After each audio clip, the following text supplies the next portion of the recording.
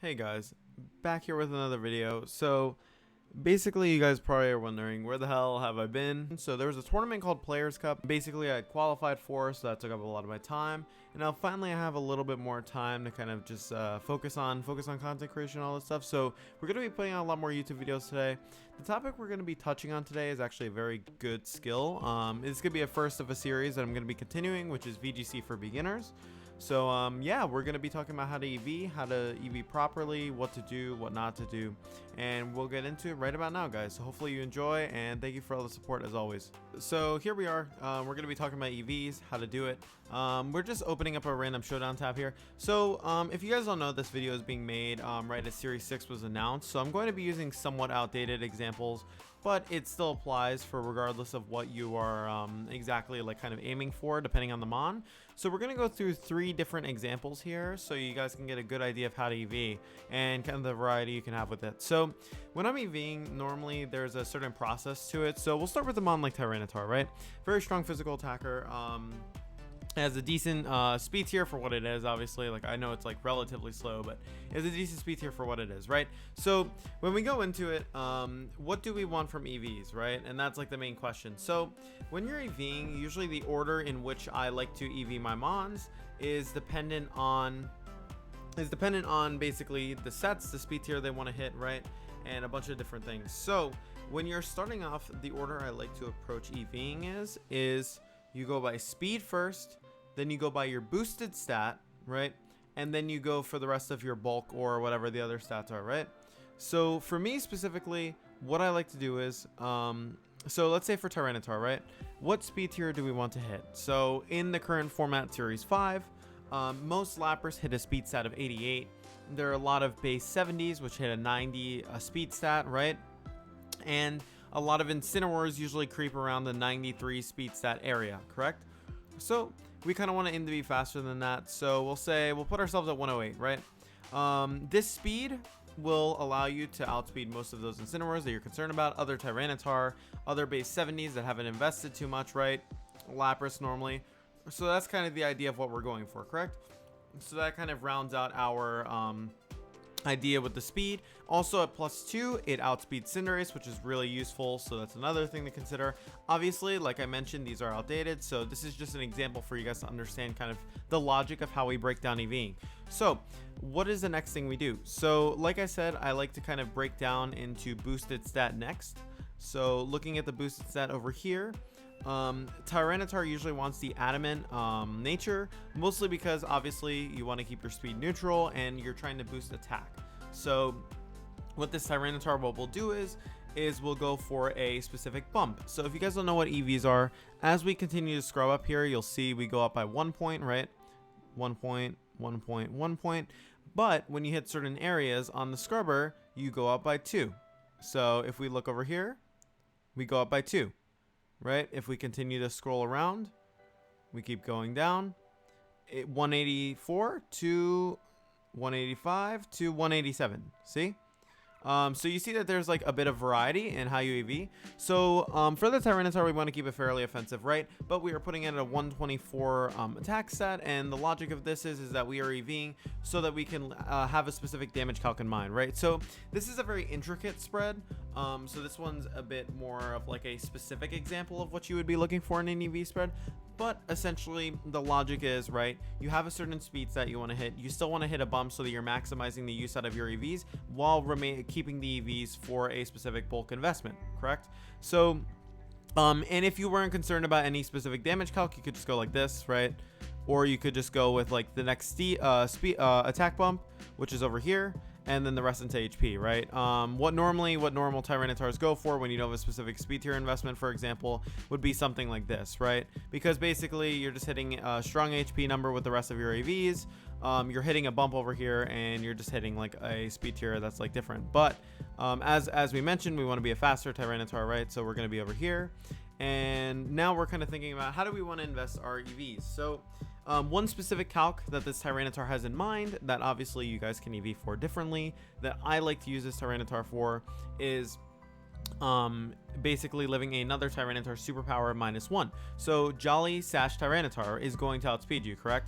So having it at -1 means that it won't be able to kill you if you EV in a certain way. So with this specific investment and a damage calc in mind, I'm EVing so that I am going to live a Tyranitar Jolly superpower without dying at -1.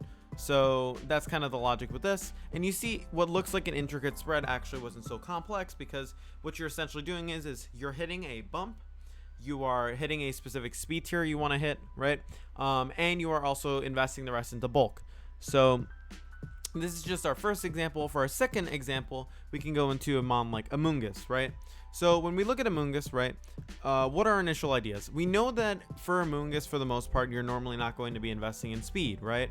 So with that in mind, right, we will set the IVs to 0, which also touches on IVs, which we're also discussing in this video, right? So it depends. IVs depend on what exactly you're trying to achieve with the mons. Usually running 0 IVs in speed is intended so you're slower and stuff like, or you're faster, I guess, in Trick Room, right? Or you're just slower in general, so you can go second, correct?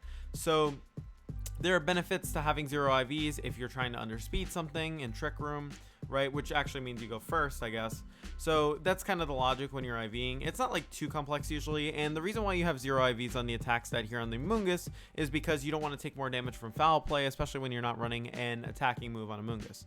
So going back into this, obviously we're going to be boosting one of our stats. So for this specific example, we're going to be boosting in our special defense stat. Let's say you have an intimidator on your team, you want to go with a more specially defensive Amoonguss, right? And we can do 2 different Amoonguss spreads so you guys get a full kind of idea of like the variety of spreads you can go with. So as I mentioned, speed, then boosted stats. So we will focus on Amoonguss's boosted stat first. Where is a good stat number to hit where we can boost our special defense off of basically hitting that boosted stat? So if we continue to scroll up here, we'll see Amoonguss's first jump is from 119 to 121. We could probably invest a little bit more than that just so Amoonguss is a little more specially defensive. So if we continue to move it up here, you can see that it's continuing to go up by 1, and then when we hit this specific number, it goes up by 2. So this is a pretty decent investment. It leaves us with more HP to play around with, so it's not a bad investment by any means, and that's probably what we would want to aim for. So before we go into defense, what I like to let you guys know is with defensive stats, usually hitting the number 103, which you guys will see over here, improves your damage rolls. There's no real specific reason for this, it just happens. I think it has something to do with how the numbers divide or whatever, but basically hitting 103 or higher in your defensive stats usually improve your rolls, and you should only do it if you like really need to. So we'll just leave the 100 there, and normally you guys would probably be like, yeah, we'll just put 252 here, but there's actually a lot of nuance when it comes to spreads. So if you guys don't know how sand damage works, sand does minimal damage to Amoonguss when you are at basically a 9. You have a 9 in the last number, so this is just a very specific thing. This is the same with life orb damage as well. The number is reduced when you have basically a 9 at the end of your number. So I know I'm giving you guys a lot of information, we'll touch on this more, right? But basically what this spread allows you to do is it minimizes the sand chip you take from sand damage, right? You are boosting your stat. As you see, we're hitting the boosted stat from 130 to 132, and we are just investing the rest into our defense while keeping the same HP investment. And that's how you would EV in Amoonguss. So you see, like, obviously it's very intricate, right? But it's not as complicated as it may seem, because you're just doing very specific like steps to kind of make it easy for yourself. So like what I want to remind you guys, steps are: keep your speed tier in mind first, right? Then you go to your boosted stat, then you work around with your bulk after the fact, right? And if your boosted stat goes into your bulk and you're not running speed, obviously it's something different like Amoonguss. So to show you guys an example of this, we'll go with an alternate Amoonguss spread, right? So let's say we wanted to have a little bit of speed on our Amoonguss. So what I want my Amoonguss to do is I want it to hit a 93 speed stat after an airstream.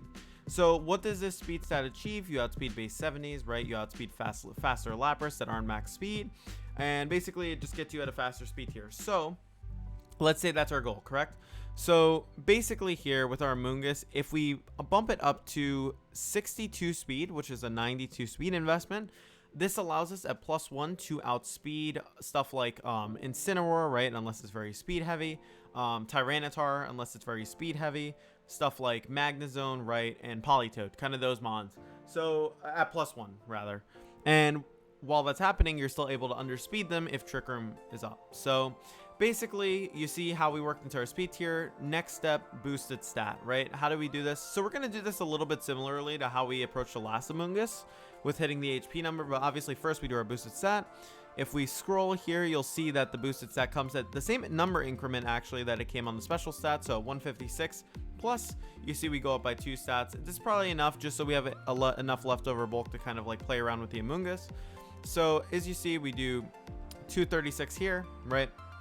236 HP here, so we still get the sand chip increment, right? And obviously life orb's not relevant here, but the sand chip increment is here, right? And you see that we have a, well, we could just put 4 in special attack because it's a waste of investment if you put it anywhere else.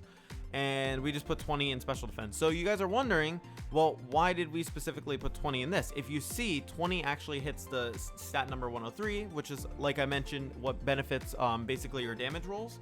And this specific calc actually with Koba Berry, or this specific investment with Koba Berry actually allows you to guaranteed live a crit max airstream from Togekiss.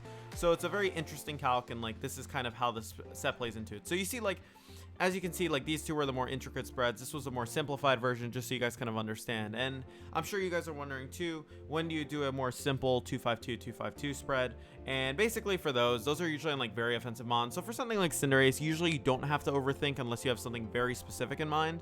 So Cinderace, obviously I mentioned like life orb rolls, right? But sometimes it's just better. Oh no, I meant to do life orb.